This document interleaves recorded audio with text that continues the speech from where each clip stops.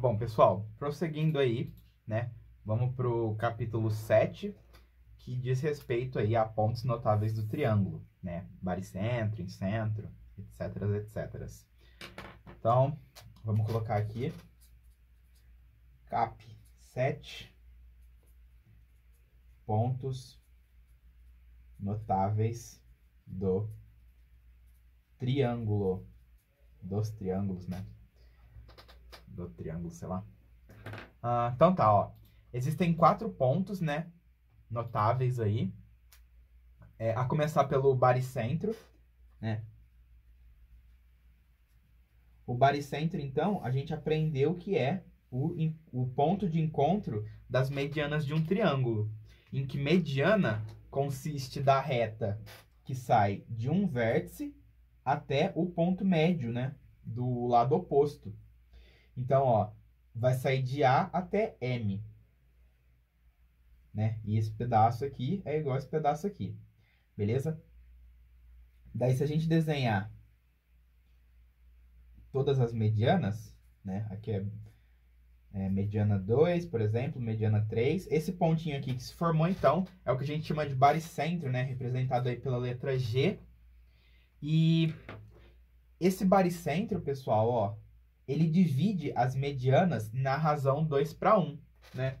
Então, eu consegui encontrar minha régua aqui, depois de algumas horas procurando. Brincadeira, tava ali perdido no meio dos meus livros, ó. Mas aqui mete 5, beleza? Daí, aproximadamente, tá, ó, de 0 a 5. Daí o baricentro, então, ó, a gente vai pegar esses 5 e vai dividir em 3 partes, né? Aí 5 terços dá 1,6, mais ou menos, ó. Então, espera-se, né, que daqui até aqui tenha o dobro de 1,6. Aqui, ó, tá aproximadamente 3,2, 3,3, ó, que é o dobro de 1,6. Então, esse pontinho aqui que eu desenhei, ele tá bem próximo do baricentro desse triângulo, né? Então, as medianas, elas vão estar na razão 2/1.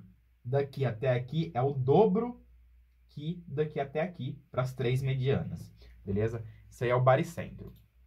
Né? E lembra que esse aqui é aquele centro de massa lá, que se você pegar um triângulo e colocar o dedinho no baricentro, você consegue equilibrar o triângulo, né? Lembra que a gente fez isso aí na aula. Então, esse é o baricentro. O incentro, pessoal. Incentro. Vamos colocar aqui mediano, ó. Mediana. O incentro de um triângulo, ele é o ponto de encontro entre as bissetrizes dos ângulos internos, né? Então, se você desenhar aqui bissetrizes, ó, tá vendo? Elas dividem o ângulo ao meio. Se você desenhar todas elas,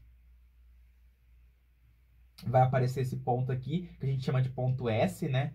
O incentro seria aí o ponto S, que ele, né, como a gente acabou de falar aí agora há pouco, né? Os pontos da bissetrizes equidistam dos lados, né? Então, ó, essa distância daqui até aqui é igual a essa distância daqui até aqui, que é igual a essa distância daqui até aqui. Então, você consegue construir uma circunferência aqui dentro, ó, tá? De centro S. Então, o incentro, ele é o centro da circunferência inscrita no triângulo, tá? A circunferência está dentro do triângulo. E esse incentro, então, ele é o ponto de encontro das bissetrizes, né? E por causa da propriedade das bissetrizes é que você consegue, então, construir essa circunferência, tá bom? Lembra que a gente já aprendeu a calcular esse raio, né? Você pode calcular esse raiozinho aqui, ó, através, por exemplo, das áreas, né? Mas a gente chega nisso aí daqui a pouco. Então, o incentro aqui, isso vai ser o encontro das bissetrizes internas. Bissetrizes. Aí a gente também tem o circuncentro, que a gente chama aí de ponto O, né? O circuncentro, ele é o encontro das mediatrizes, né? Então, se você pegar seus pontos médios, vamos pegar aqui o primeiro ponto médio, ó, e traçar uma perpendicular, né? Aí você pega aqui esse outro ponto médio traça a perpendicular dele. E você pega esse outro ponto médio aqui e traça a perpendicular dele, né? Essas perpendiculares, né, essas mediatrizes, elas vão se encontrar, então, em um ponto, né? E qual que é a propriedade de um ponto da mediatriz? Um ponto na mediatriz, ó, equidista das extremidades do segmento, ó. Então, daqui até A é a mesma coisa que daqui até B, que é a mesma coisa que daqui até C, né? Então, esse ponto aqui, ó, ele tá equidistante dos vértices do seu triângulo. Então, você consegue construir aqui uma circunferência que passa por esses 3 pontos e tem centro em O, né? Então, o encontro das mediatrizes aqui, ó, vai ser, então, o nosso circuncentro, tá? E ele aí é o centro da circunferência circunscrita ao triângulo, tá? Só lembrando aí que o circuncentro, ele pode cair fora do triângulo. O incentro e o baricentro não, tá? O baricentro sempre está aqui dentro, o incentro sempre está aqui dentro. Agora, o circuncentro, ele pode cair aqui fora, tá? Se o seu triângulo for obtuso. Beleza?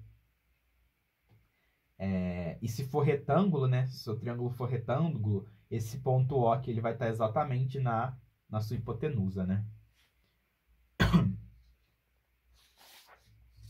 E aí, como último ponto notável, a gente tem também o ortocentro, né? O ortocentro, ele aí é o chamado de ponto H, né? Ele é o encontro das alturas. Então, se você pegar um triângulo aí e desenhar as alturas, esse ponto H que vai aparecer aqui, ó, né?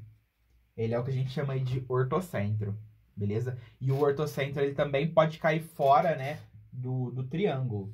Por exemplo, se você tem um triângulo obtuso, pessoal, ó, essa altura aqui, ó, tá vendo, ó? Essa altura aqui, ela tá fora do seu triângulo. Então, o ortocentro, ele vai estar em algum ponto dessa altura, né? Ó, o ortocentro vai estar aqui, ó, nesse ponto aqui, opa, H, né?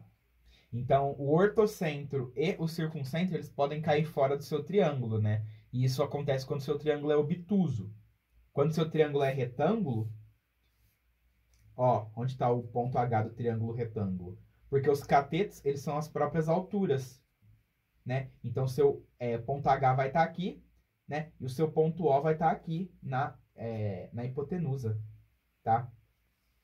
E aí você vai ter isso aqui, ó, como ponto O, como ponto H, e o incentro e o baricentro, eles vão estar aqui dentro do seu triângulo, tá? Lembrando aí que no triângulo isósceles, esses pontos, eles estão todos numa mesma reta, né? Que vai ser aqui a altura do seu triângulo isósceles. E no triângulo equilátero, todos esses pontos são o mesmo. Eles estão todos em um único ponto. Ó. Beleza? Então, no triângulo equilátero, né? Equilátero.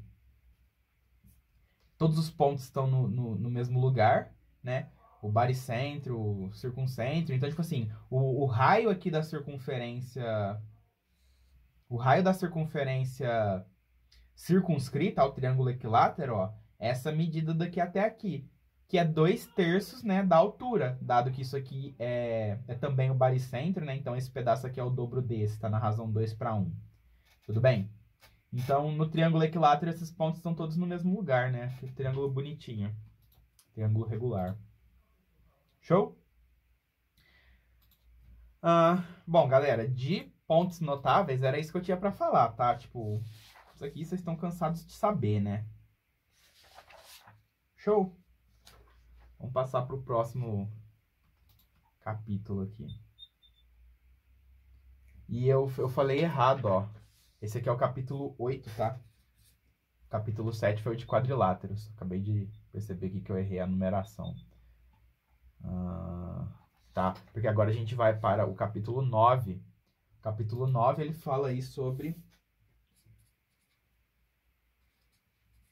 polígonos. Polígonos, né? O que a gente tem que levar de polígono, né? Bom, nomes, né? Triângulo, quadriláteros, né? Pentágonos, hexágonos, heptágonos, octógonos, eneágonos, decágonos, né? Pentadecágono, icoságono. Nomes em geral, tá? Tem que saber aí, né? Acho que os polígonos que a Epicár mais gosta aí são hexágonos, octógonos, né? Quem gosta de pentágono é o Colégio Naval, tá? Nossa, vai gostar de um pentágono lá na PQP. Mas a Epicár, ela é mais fãzinha aí de octógonos e hexágonos, né? Gosta de um hexágono que, pelo amor de Deus. Bom, o que a gente tem para falar aqui de polígonos, pessoal? Ó. Então, nomes, né? Nomes aí dos polígonos. Polígonos regular. O que é um polígono regular, pessoal? Polígono regular é um polígono equilátero equiângulo, né? Então, seu polígono regular aí, ele tem todos os lados congruentes e todos os ângulos congruentes também, tá? Aí você tem o polígono regular. O triângulo regular é o triângulo equilátero, o quadrilátero regular é o quadrado, né? E a partir daí a gente chama só de, tipo, pentágono regular, hexágono regular. Eles não recebem nenhum nome especial, não, tá? Formulinhas de pentágonos, né? Que a gente precisa saber aí. Número de diagonais. Trava a língua. Ó, D é igual a N, que multiplica N menos 3 sobre 2. Né? Galera, isso aqui... Lembra que a gente demonstrou isso? Né? Você pode demonstrar isso aqui com contagem também, né? Agora que vocês já tiveram aula de contagem, vocês tiveram aula disso aqui ontem, né? Eu não sei se vocês já assistiram a aula que eu postei ontem, mas... Contagem, a gente está contando o número de diagonais, né? Então, você pega aqui N vértices e de cada vértice está saindo N menos 3 diagonais. Aí você multiplica um pelo outro e divide por 2 para tirar as repetidas. Esse 2 aqui, ele é aquele 2 fatorial, né? Aí, que legal. A gente não bota 2 fatorial porque não precisa, mas tecnicamente você está tirando repetições. E tirar repetições, você tira dividindo, né, pelo fatorial aqui. Então, essa formulinha das diagonais, ela, apesar da gente ter demonstrado ela sem falar sobre contagem, o que a gente fez foi usar a contagem, né? Porque... que é uma diagonal, pessoal? Diagonal é um par ordenado de 2 vértices, né? Por exemplo, você tem aqui um polígono, né? Aí você vai pegar aqui o seu vértice A1 e o seu vértice A3 e você vai montar um par ordenado com eles, não é? Então, esse par ordenado que você montou representa a sua diagonal, né? Então, tipo assim, a gente está montando pares ordenados entre 2 conjuntos. Aí você tem aqui o conjunto dos vértices, né? E o conjunto dos vértices que você vai pegar e o outro conjunto dos vértices que você vai ligar, né? Você vai ligar o primeiro no segundo. Então, tipo assim, essa formulinha de diagonais aqui, ela tá dentro aí da contagem também, tá? Você consegue tirar isso aqui da contagem. Então, essa formulinha aí a gente tem que saber, né? Então, você consegue calcular o número de diagonais de um polígono dado o seu número de lados, né? Só lembrando aí que N é número de lados, mas acho que eu não preciso dizer isso, porque vocês já sabem, né? Então, essa formulinha aqui é bom tá sabendo. Outra formulinha legal para saber, ângulos internos, né, pessoal? A soma dos ângulos internos de um polígono é dado por N menos 2 vezes 180, né? Lembra disso? Essa fórmula aqui, ela diz assim, o triângulo, joga 3 aqui, ó, o triângulo, a soma dos ângulos internos é 180. Se você pegar um quadrilátero, você vai conseguir dividir ele em 2 triângulos. Então, a soma vai ser 360. Se você pegar um pentágono, né, você vai conseguir dividir ele em 3 triângulos. Então, a soma é 540. Que tu vai jogar o 5 aqui, ó. Vai ficar 5 menos 2, 3. E aí, esse número que der, você multiplica por 180, né? Porque N menos 2 é a quantidade de triângulos que você consegue dividir o seu polígono, né? Se você pegar aqui decágono de 10 lados, 10 menos 2 é 8. Então, você consegue dividir o seu decágono em 8 triângulos. E cada triângulo contribui com 180 graus de ângulos internos. Tá? Então, você teria aqui 8 vezes 180 aí, como soma dos ângulos internos de um decágono. Tá? Enquanto que a soma dos ângulos externos aí sempre vai ser 360. Beleza? Por aquele motivo lá, né? Tipo assim, se você pegar aqui um polígonozinho, ó, e desenhar os ângulos externos dele, ó. Se você colocar um ângulozinho externo do lado do outro, você vai formar aqui o 360 graus, tá, ó. Pega esse cara aqui e coloca ele aqui. Pega esse aqui e coloca do lado. Esse aqui, esse aqui e esse aqui. Você forma o 360 graus, beleza? E então, se você sabe a soma dos ângulos internos e a soma dos ângulos externos, nos polígonos regulares, como todos os ângulos internos são iguais, você pode pegar a sua soma e dividir pelo número de ângulos internos que você tem. Aí você consegue achar o ângulo interno de um polígono regular, né? Por exemplo, do quadrado. Pega esse 360 e divide por 4. Aí dá 90. Significa que o quadrilátero regular, que é o quadrado, tem como ângulo interno 90 graus. Tá? Legal? E lembrando também aí que a soma do ângulo interno com o ângulo externo tem que dar 180 graus, tá? Dos respectivos aqui. Né? Você não vai querer somar esse ângulo interno com esse ângulo externo e falar que dá 180, né? Se for um polígono regular, você até pode, mas não. A gente faz com o equivalente, né? Então, esse ângulo interno somado com esse ângulo externo dá o ângulo raso de 180 graus. Beleza? Esse ângulo externo com esse ângulo interno dá 180 graus e assim por diante. Beleza? Tá. Então, de polígonos, é isso que a gente tinha que falar, é isso que a gente tinha para falar, né? Lembrando que já já a gente chega no capítulo de polígono regular. Então, esse aqui é o capítulo de polígonos geral. Beleza? Bom, aí a gente vai pro capítulo 10. Que é o capítulo de circunferência e círculo, né? Bom, circunferência, pessoal, é a borda da pizza, né? E círculo é a borda e o recheio, né? Lembra que a gente falou isso aqui na aula, ó. O círculo, ele é a superfície. A circunferência é a curva, tá? Lembrando aí que curva é diferente de superfície, tá? Então, essa daqui é a circunferência. E esse aqui é o círculo, tá? O círculo é preenchido. Aí a gente tem aí... Deixa eu ver o que é importante nesse capítulo. Ó, importante nesse capítulo, pessoal, é saber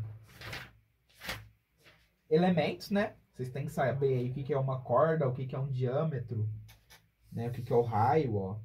Então, o raio sai do centro até a extremidade da circunferência, né? Raio. O diâmetro, ó, ele liga dois pontos extremos da circunferência, né? Ó, ele tem um valor de 2 raios.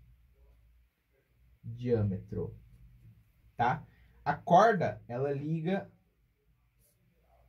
um ponto da circunferência ao outro, né? Aí, isso aqui, ó, essa medidinha aqui, ela é a corda. Beleza? Aí a gente tem o arco. O arco é curvado assim, ó. Né? Cada corda aí tem um arco associado. Beleza? Então, esses daqui são os elementos da circunferência, né? Enquanto que no círculo, quais são os elementos do círculo? Ó, a gente tem o setor. Setor é o pedaço de pizza, tá bom? E a gente também tem o segmento, né? Segmento, ó, você pega uma corda e aí, ó, tudo que tá nessa região aqui, ó, delimitado por essa corda e pela circunferência, é o que a gente chama de segmento circular, né? Então, setor é isso aqui, segmento circular é isso aqui. Beleza? Propriedades que a gente tem que saber, ó. Toda corda, pessoal, é perpendicular ao raio, tá? Ó, se você desenha essa corda aqui, se você desenhar ver se vocês lembram disso, ó. Se você desenhar um raio que passa exatamente na metade da corda, você vai ter um ângulo reto aqui, tá bom? Então, o raio, ele age como mediatriz dessa corda, beleza?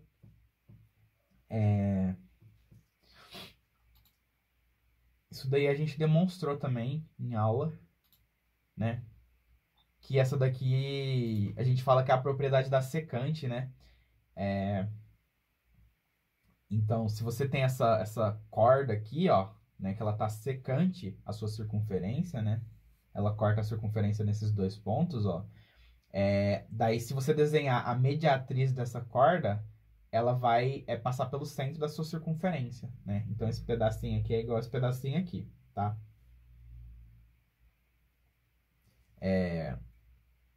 Demonstrado isso aqui em aula também, beleza? Então, isso aqui seria aí a propriedade da reta secante, né? E você também tem a propriedade da reta tangente, ó. Qual que é a propriedade da reta tangente? A reta tangente, ó,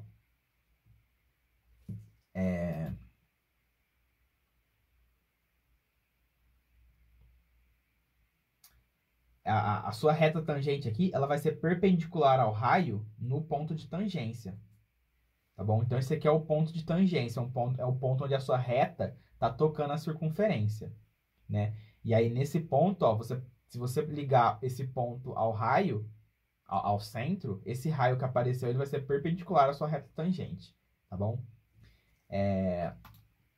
Outra coisa importante que a gente tem que saber desse capítulo, né?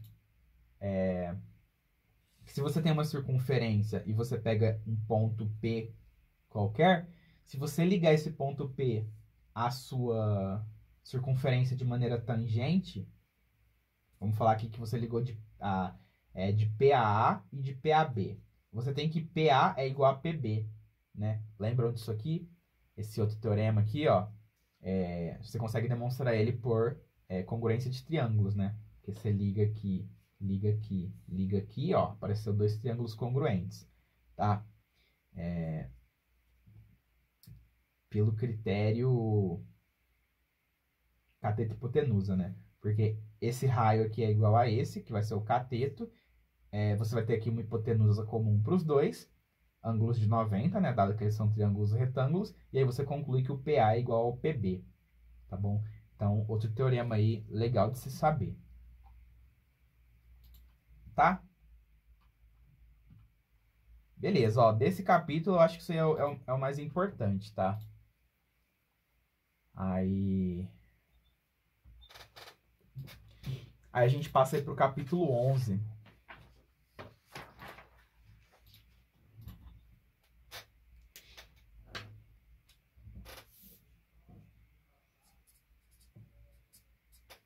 Capítulo 11, né? Falamos de circunferência e círculo no capítulo 10. No capítulo 11, a gente vai falar sobre ângulos na circunferência. Eu lembro que essa aqui foi a última aula que eu dei para vocês presencial.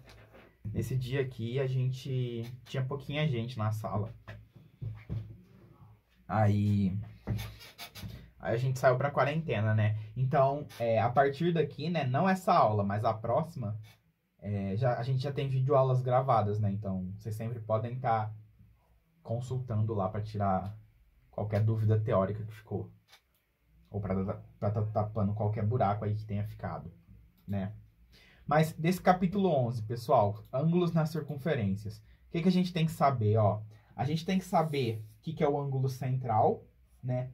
Um ângulo central, ele tem vértice no centro da sua circunferência, tá? Então, esse ângulo aqui que eu desenhei, ó, ele é um ângulo central. O vértice dele tá aqui. Então, a gente pode dizer que o ângulo AOB, que é esse ângulo aqui, ele tem a mesma medida que o arco AB. Então, na hora que a gente vai medir arcos, a gente dá a medida do arco em relação ao ângulo central. Então, se esse ângulo AOB olha para esse arco AB, e ele é um ângulo central, então o arco AB ele vai ter como medida, né, esse mesmo valor. Então, se essa abertura OAB aqui ela é de 30 graus, a gente diz que esse arco AB ele mede 30 graus. Tudo bem? É a mesma abertura aí. Então, esse daqui seria o ângulo central, né? Ângulo central. Aí, a gente também pode ter ângulos inscritos, né? O que é um ângulo inscrito? O ângulo inscrito, o vértice dele não está no centro. O vértice dele está na circunferência, né? Então, você teria algo desse tipo, ó. Tá? Então, esse ângulo aqui, ó, vamos chamar isso aqui de P. Esse ângulo APB, ele vai ser o ângulo inscrito. Então, vou colocar aqui, ó, é inscrito, tá? E o valor dele, então, APB, vai valer metade do ângulo central, né? Ou metade do arco. Então, você pode falar assim, que esse ângulozinho aqui, ó, ele vale esse arco dividido por 2, né? Que é a medida desse ângulo central aqui, ó, AOB. Então, você pega esse valor, né? Esse aqui, por exemplo, é 50 graus de abertura. Esse cara que está inscrito, ele vai ter como abertura 25 graus, tá bom? Demonstrado em sala também. Então, isso aqui que é ângulo inscrito. Aí você também pode ter um ângulo semi-inscrito, né? O que é o ângulo semi-inscrito? O ângulo semi-inscrito, você pega aqui seu ponto P e você traz ele, ó, até o limite, né? Você traz ele até o A. E aí você vai ter o seguinte.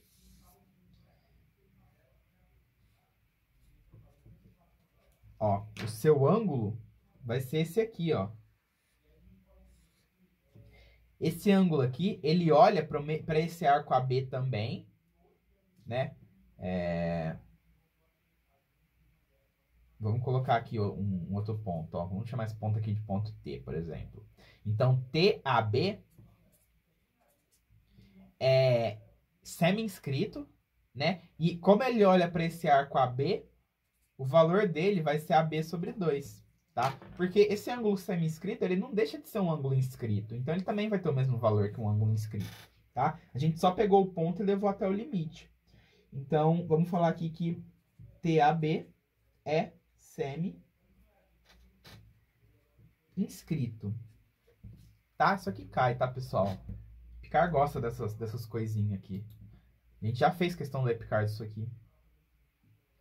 Tá? E depois a gente também tem os ângulos excêntricos, né? O que são os ângulos excêntricos? Os ângulos excêntricos são ângulos cujo vértice não tá nem no centro, nem na borda, né? Então, tipo assim, se o ângulo tá na borda, ele é inscrito. Se ele tá no centro, ele é central. Se ele tá aqui no meio, ó, ele é um ângulo excêntrico, tá vendo, ó? Ele não tá nem na borda, nem no centro. Ele tá jogado aí dentro da sua circunferência, né? Aí, esse ângulo X aqui, ó, ele vai ser dado pela média aritmética, né? Entre os arcos AB e CD, que ele mesmo delimita, tá? Então, X vai ser igual ao arco AB mais o arco CD dividido por 2. Você soma isso aqui com isso aqui e divide aí por 2. Beleza? Tanto é, pessoal, que se você levar ele aqui para o ângulo central, se você pegar esse ângulo excêntrico e trazer ele para o ângulo central, esse arco AB que ele vai delimitar vai ser igual ao arco CD. Então, se você somar AB com CD e dividir por 2, vai dar AB ou CD, porque eles vão ser iguais, tá? Então, X é excêntrico interior. E a gente também pode ter aí o ângulo excêntrico exterior, que aí ele está fora da circunferência. Tá? Vamos chamar aqui de X. Aí você vai ter aqui CD e AB. Então, o X ele vai ser AB menos CD sobre 2. né? Então, esse daqui vai ser uma subtração, enquanto que esse aqui é uma soma, né? Daí você vai pegar aqui, então, o seu maior arco, que é AB, você vai tirar o menor, que é CD, e você vai dividir por 2, aí você tem o valor do seu X, beleza? Isso aqui, então, X, né? É excêntrico exterior. Beleza? E de importante desse capítulo, é isso que eu tinha pra falar. Beleza? Bom, na próxima parte do vídeo aí, Thales,